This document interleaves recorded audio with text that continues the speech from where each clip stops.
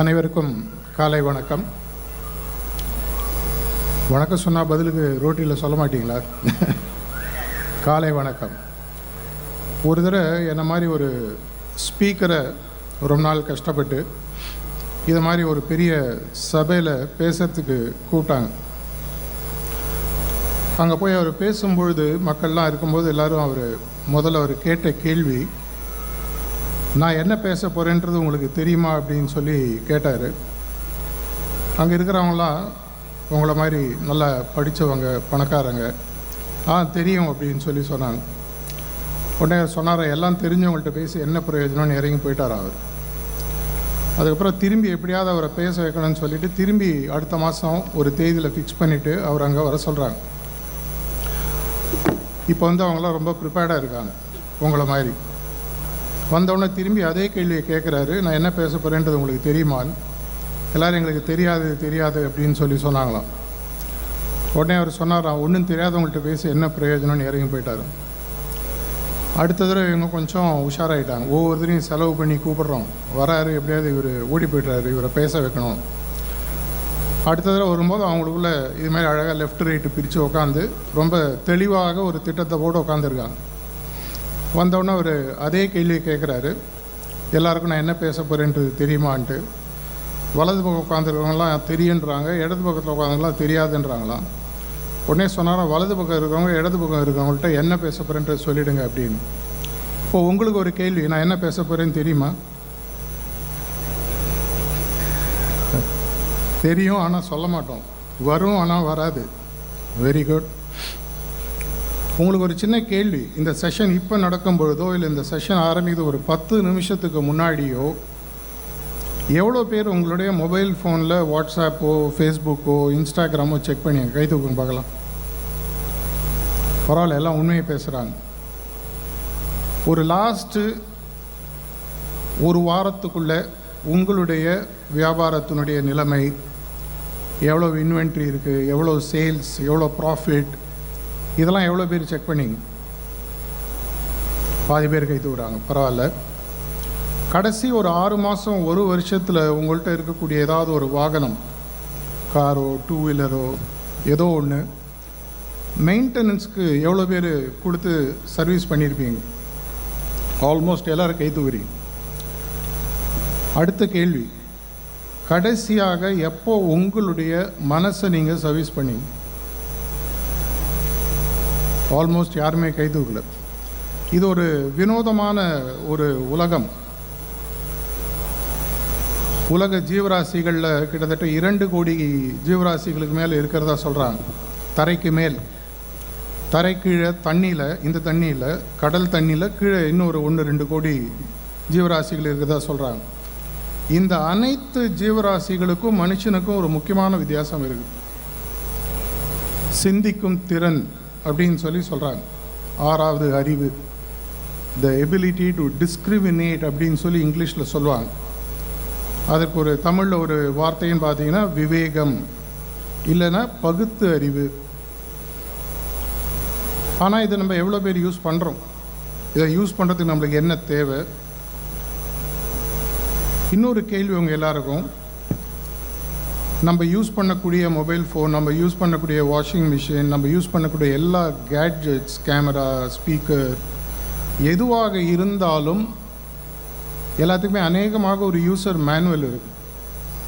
நம்ம படிக்கிறோமோ இல்லையோ அதுக்கு ஒரு யூசர் மேனுவல் இருக்கும். இதை எப்படி யூஸ் பண்ணணும், இதுலேருந்து வரக்கூடிய முழு விஷயத்தை எப்படி நம்ம எடுக்க முடியுன்றதுக்கான ஒரு யூசர் மேனுவல் எல்லாத்துக்குமே உண்டு. எப்போ டவுட் இருந்தால் அதை போய் ரெஃபர் பண்ணி இதை எப்படி யூஸ் பண்ணுறதுன்னு நம்ம பார்ப்போம். உங்கள்கிட்ட யாருக்காவது உங்களுடைய உண்மையான திறமைகளை, உங்கள் வாழ்க்கையை, உங்களுடைய மனதின் சக்தியை யூஸ் பண்ணுறதுக்கு உங்களுக்கு யாராவது மேனுவல் கொடுத்துருக்காங்களா? அநேகமாக இருக்காது. அங்கங்கே அப்படி இப்படி படிச்சிருப்போம். அதனால தான் ஆல்பர்ட் ஐன்ஸ்டைன் 20வது நூற்றாண்டின் பெரிய விஞ்ஞானி என்று கருதப்பட்டவர் ஒரு முறை ஒரு விஷயத்தை சொன்னார். If a man things once a year it's a great achievement அப்படின்னு சொல்லி சொன்னார். ஒரு மனிதன் வருடத்தில் ஒரு முறை சிந்தித்தால் அது ஒரு பெரிய சாதனை. என்னங்க, நான் கண்டிப்பாக தொடர்ச்சியாக நான் சிந்திச்சு தானே இருக்கேன். இப்போ எப்படி ஆல்பர்ட் ஐன்ஸ்டைன் சொல்ல முடியும் அப்படின்னு சொன்னீங்கன்னா, 1860களில் ஃபிலாசபின்ற கான்செப்டில் ஒரு பிதாமகன் கருதப்பட்டவர் பார்த்தீங்கன்னா ஜேம்ஸ் வில்லியம்ஸ்ன்றவர். இன்றைக்கி கூட நெட்டில் அவருடைய புத்தகம் இருக்கும், அதை போய் பார்த்தீங்கன்னா ரொம்ப இன்ட்ரெஸ்டிங்கான புத்தகம். ஜேம்ஸ் வில்லியம்ஸ் எழுதி பப்ளிஷ் ஆனது ஒரே புக், நெட்டில் தேடி பாருங்கள், ஃப்ரீ PDF டவுன்லோட் கிடைக்கும். அதில் அவர் வந்து பியூட்டிஃபுல்லாக எக்ஸ்பிளைன் பண்ணுறார் திங்கிங்னா என்ன, நம்ம எப்படி திங்கிங் நினச்சிட்டு திங்க் பண்ணாமல் இருக்கோம், சிந்தனைன்றது எல்லாமே இருக்குது அப்படின்றத பற்றி பியூட்டிஃபுல்லாக எக்ஸ்பிளைன் பண்ணுறார். அவர் சொல்லக்கூடிய ஒரு விஷயம், man confuses thinking with reorganisation of thoughts. நம்ம மனதில் ஓடக்கூடிய பல எண்ணங்களை அசை போட்டு மாற்றி மாற்றி அதை பற்றியே யோசிப்பதை சிந்தனை என்று நினைக்கிறோம் அப்படின்னு சொல்கிறார்.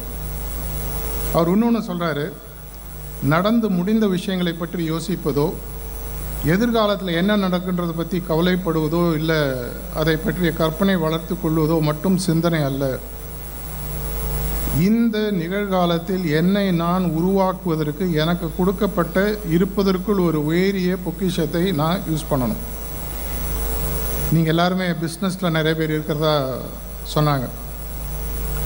உங்களுடைய வியாபாரத்தில் உங்களுடைய அசட்ஸில் 2 விஷயந்தான் நார்மலாக நடக்கும். வருஷ கடைசியில் பேலன்ஸ் ஷீட்டில் பார்த்தீங்கன்னா,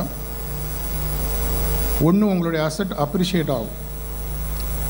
இல்லைங்க, என்னோடய ஆடிட்டர் எப்போ பார் டிப்ரிசியேஷன் பற்றி தான் பேசுகிறாரு. அவர் சொல்கிறது நார்மலாக பார்த்தீங்கன்னா உங்களுடைய காரு இந்த மாதிரி விஷயங்கள் அப்ரிஷியேட் ஆகிற அசட்ஸ் இருக்குது. உங்களுடைய பில்டிங், உங்களுடைய லேண்ட், இந்த மாதிரி விஷயங்கள்லாம் அப்ரிஷியேட் ஆகும். இதை போன்று நம்ம எவ்வளோ பேர் வருஷம் அப்ரிஷியேட் ஆகிறோன்றதை பற்றி நம்ம யோசிக்கிறோமா? அப்படி யோசிக்கிறோம் அப்படின்னு சொன்னால் அதை சார்ந்து நான் ஏதாவது செஞ்சுருக்கேனா? இன்னொரு எக்ஸாம்பிள் உங்களுக்கு சொல்கிறேன். தினசரி கார்த்தால நீங்கள் எழுந்தோன்னோ உங்களுடைய கையில் ஒரு 60,000 விதைகள் கொடுக்கப்படுகின்றன.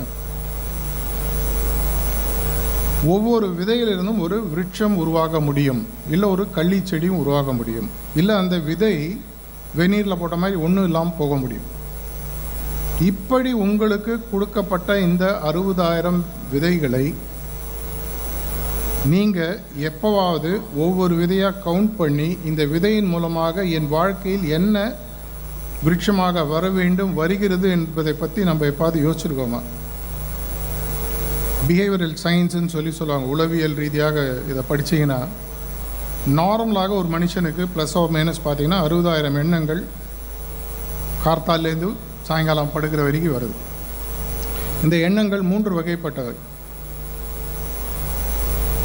நியூட்ரல் தாட்ஸ்ன்னு சொல்லுவாங்க. இப்போ நீங்கள் நான் பேசிகிட்டு இருக்கேன், என்ன நீங்கள் பார்த்துட்ருக்கீங்க.